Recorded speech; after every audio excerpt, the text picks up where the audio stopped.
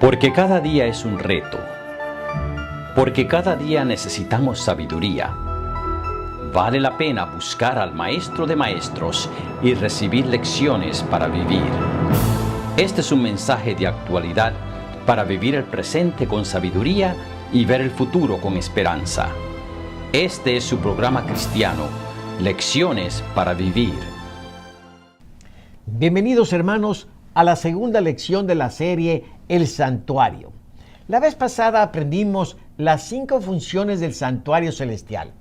El título del estudio de hoy es El cielo sobre la tierra. Hola Samuel, ¿cómo estás? Dinos cuál es el propósito de esta lección. ¿Qué tal, Obed? Gracias, hermanos, por acompañarnos a este estudio. El propósito de esta lección es mostrar que aunque el santuario celestial es el original, Dios ha revelado verdades de este santuario en diferentes maneras aquí en la tierra, comenzando con el jardín del Edén, y algunas de sus funciones continuarán en la tierra nueva.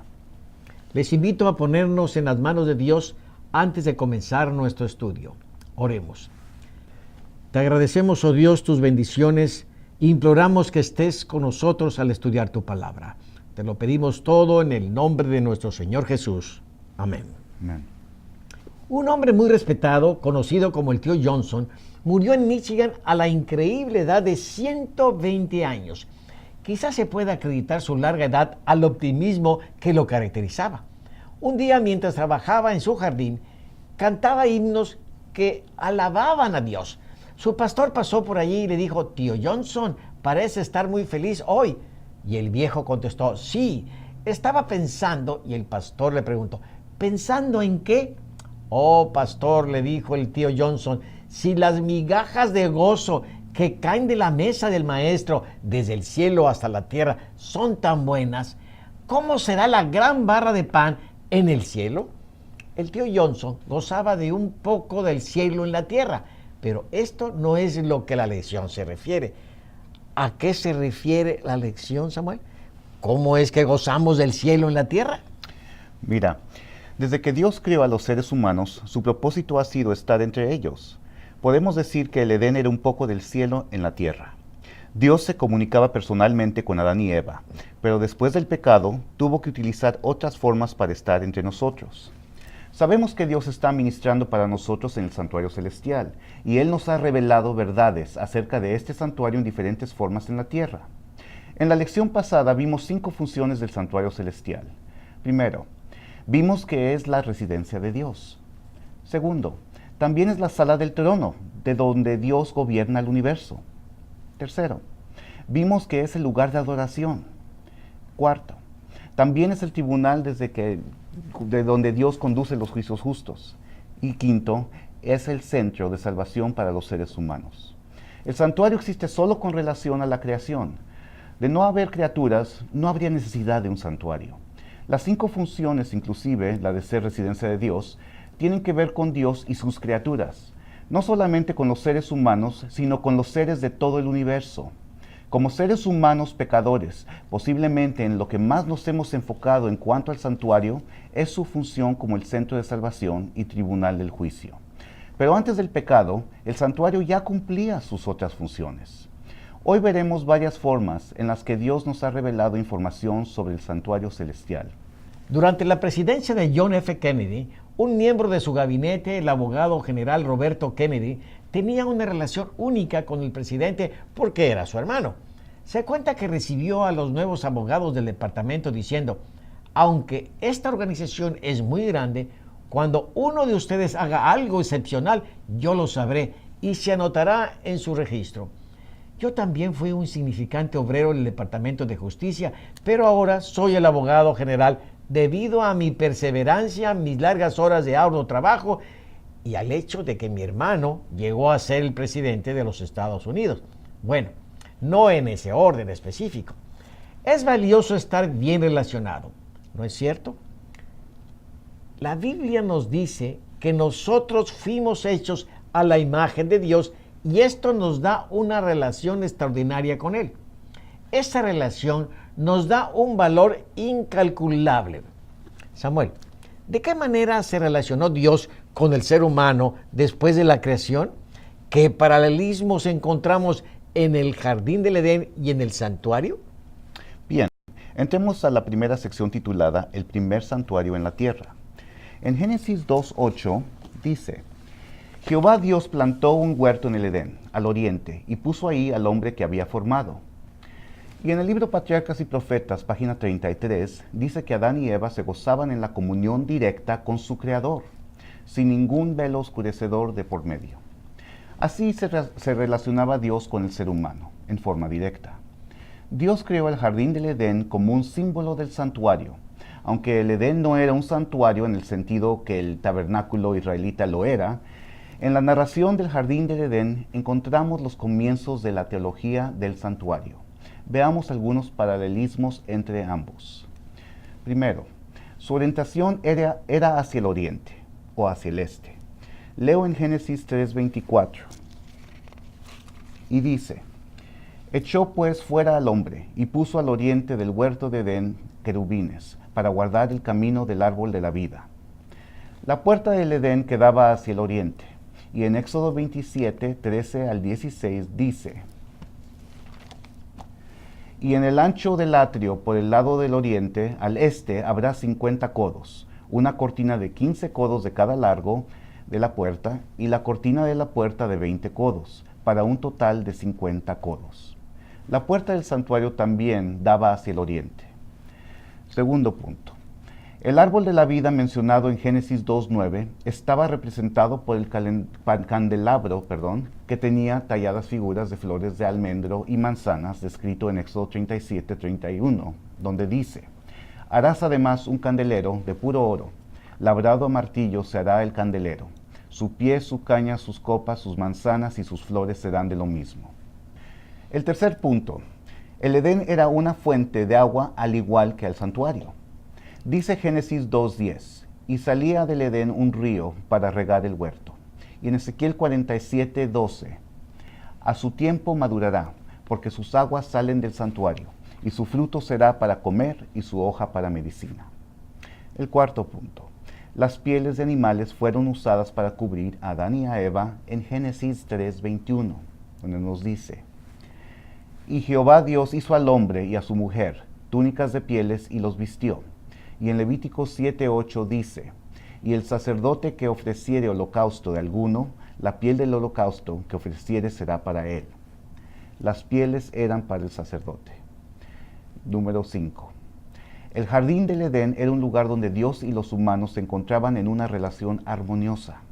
El Edén no era la morada de Dios, sino más bien el lugar creado por Dios para los humanos en el cual ellos moraban. También el santuario era un lugar donde Dios y los seres humanos se encontraban.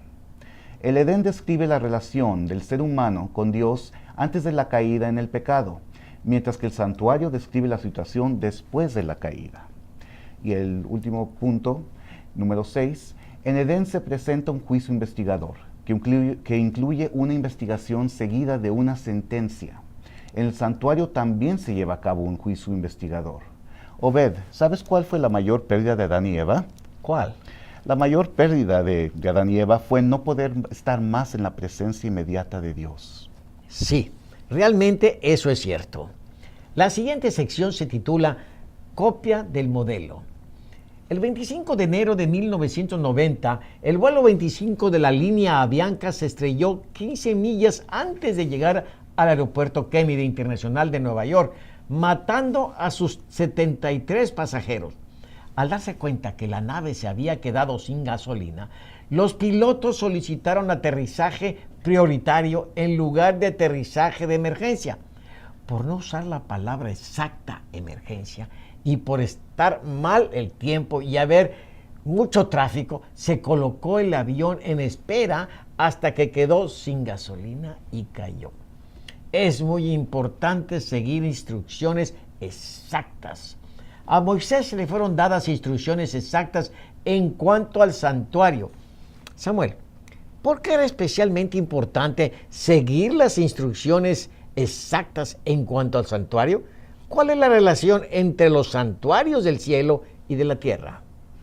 Bueno, primeramente porque todo el sistema del santuario representaba el plan de salvación y cada cosa tenía un significado especial.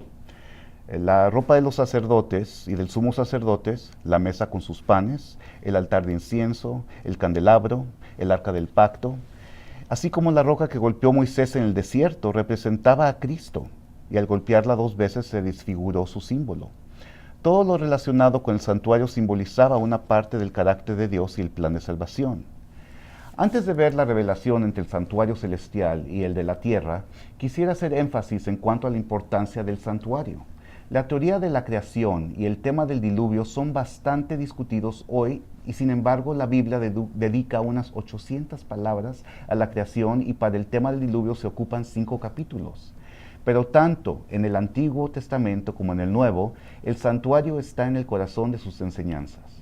Primero, en el Antiguo Testamento, los capítulos 25 al 40 de Éxodo solo hablan del santuario. Todo Levítico trata de sus servicios. Gran parte de Números y Deuteronomio la ocupa el santuario. En los libros históricos, el templo reemplaza el santuario del desierto. En Crónicas, el templo es destruido. En Esdras y Nehemías, el templo es reconstruido. Muchos salmos están escritos en relación con el santuario. La alegría de ir ahí y la tristeza de estar lejos de él. En gran parte del libro de Ezequiel está el santuario, y es el corazón del libro de Daniel. Los otros profetas claman de la tristeza de Dios frente a la infidelidad de su pueblo en el santuario.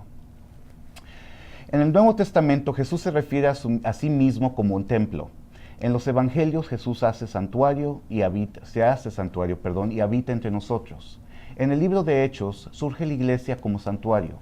Apocalipsis está lleno de santuario y de sus figuras. Elena White dice en Palabras de Vida del Gran Maestro, página 103, el significado del sistema de culto judaico todavía no se entiende plenamente. Es nuestro privilegio entender estos maravillosos temas en un grado mucho mayor. Hemos de comprender las cosas profundas de Dios. Ahora, la relación entre ambos santuarios, el terrenal y el celestial, es muy estrecha. Otro punto, dice Éxodo 25:8, y harán un santuario para mí, y yo habitaré en medio de ellos. Así como el santuario celestial es la morada de Dios, en el santuario terrenal Dios habitaría entre su pueblo. Otro punto, Hebreos 8:5, dice, los cuales sirven a lo que es figura y sombra de las cosas celestiales, como se le advirtió a Moisés cuando iba a erigir el tabernáculo, diciéndole, mira, haz todas las cosas conforme al modelo que se te ha mostrado en el monte. Ambos santuarios simbolizan lo mismo, sus funciones son inseparables. Más adelante veremos los servicios del santuario. Por ahora solo diremos que el santuario celestial es el tipo o el original y el santuario terrenal es el antitipo o la copia del modelo. Bien, Samuel. Esta sección se titula Jesús como el santuario. La primera mención de santuario en el Nuevo Testamento lo encontramos en relación con Jesús. Juan 1:14, y aquel verbo fue hecho carne y habitó entre nosotros, y vimos su gloria, gloria como la del unigénito del Padre, lleno de gracia y de verdad. El autor de la lección aclara que la palabra griega para habitar es la forma verbal de la palabra tabernáculo, así que se podría decir que el verbo Jesús tabernaculó entre nosotros. Así cumplió Jesús su promesa de habitar entre los hombres. Samuel, ¿cómo se refirió Jesús a sí mismo en relación a este tópico? ¿Y cómo podemos entender mejor el amor de Dios por medio del santuario? Vemos que Jesús conocía perfectamente su misión y el significado de su misión. En cierto momento Jesús dijo a los judíos, allí en Juan 2:19, destruid este templo y en 3 días lo levantaré. ¿De qué templo hablaba? Obviamente no del templo hecho de piedra, sino que hablaba de su propio cuerpo. Por Pablo sabemos que el cuerpo de Jesús es la iglesia. Este concepto surge un poco más adelante. Todos conocemos las palabras de Jesús a Pedro en Mateo 16:18, sobre esta roca edificaré mi iglesia, hablando de sí mismo. No podemos perder de vista la relación que existe entre la iglesia y el templo y el santuario. La naturaleza del santuario es cristocéntrica. El santuario entero señaló a Cristo mismo. Dice Mateo 12:6, os digo que uno mayor que el templo está aquí. Cuando Cristo declaró ser el templo, significó el fin de la importancia del templo después de su muerte. En Mensajes Selectos, tomo 1, página 274, Elena White escribió: todos los que servían en relación con el santuario eran educados constantemente acerca de la intervención de Cristo a favor de la raza humana. Jesús es el camino del santuario. Él dijo en Juan 14:6, yo soy el camino y la verdad y la vida. Nadie viene al Padre sino por mí. La vida y la muerte de Jesús revelan el gran amor de Dios por nosotros, a pesar de nuestras faltas. Un autor comentó: Dios te ama demasiado. Si tuviera un refrigerador, ahí tendría pegada tu fotografía. Si tuviera una cartera, ahí llevaría tu foto. Cada primavera te envía flores. Cada mañana te da un bello amanecer. Cuando quieres hablar con Él, te escucha. Podría haber escogido vivir en cualquier parte del universo, pero escogió morar en tu corazón. Realmente Dios te ama demasiado. Una pequeña congregación construyó su santuario al pie de una montaña en un terreno donado. Pero 10 días antes de su inauguración, el inspector de la ciudad dijo al pastor que no había suficiente estacionamiento. Tendrían que duplicarlo para poder usar el templo. Ya no les quedaba terreno, solo la montaña detrás del templo. El pastor anunció que los miembros que tuvieran fe para trasladar montañas llegaran el fin de semana para pedir a Dios que quitara la montaña de su propiedad y que les enviara suficiente dinero para pavimentar y pintar el estacionamiento antes de la fecha de dedicación. De los 300 miembros, solo llegaron 24, pero pidieron a Dios que les moviera la montaña.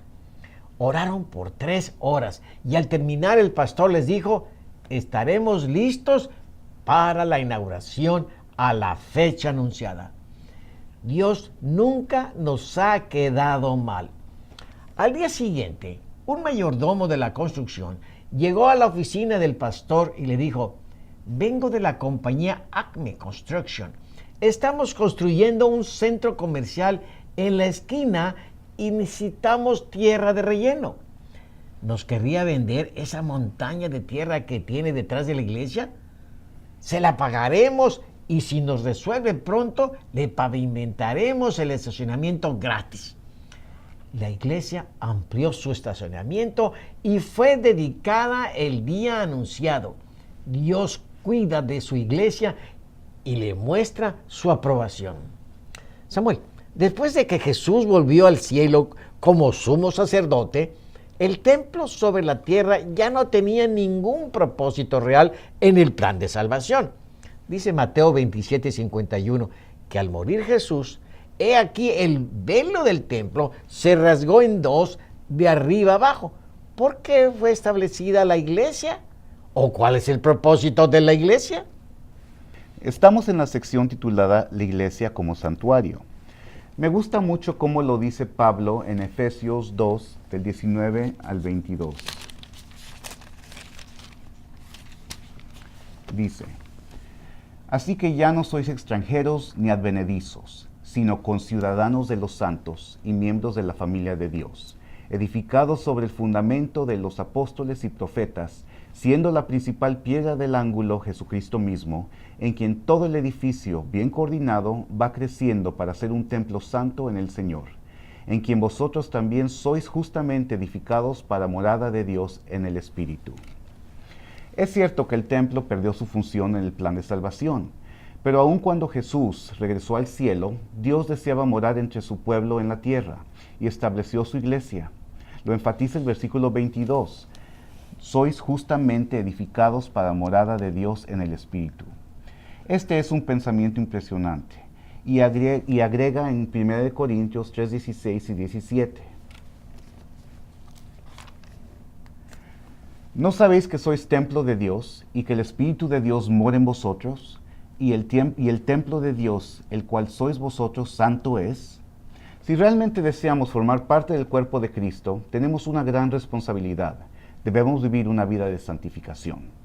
Así como todo el santuario de Israel era santo, nosotros hemos de vivir en santidad. Pedro explica que la iglesia no es solo el templo de Dios, sino que también es un sacerdocio santo. Primera de Pedro 2:9 dice: mas vosotros sois linaje escogido, real sacerdocio, nación santa, pueblo adquirido por Dios, para que anunciéis las virtudes de aquel que os llamó de las tinieblas a su luz admirable. Este es el propósito nuestro como iglesia, anunciar el Evangelio. La iglesia fue establecida porque Dios deseaba morar entre nosotros por medio de su Espíritu Santo y para anunciar el Evangelio a la vez que vivamos en santidad.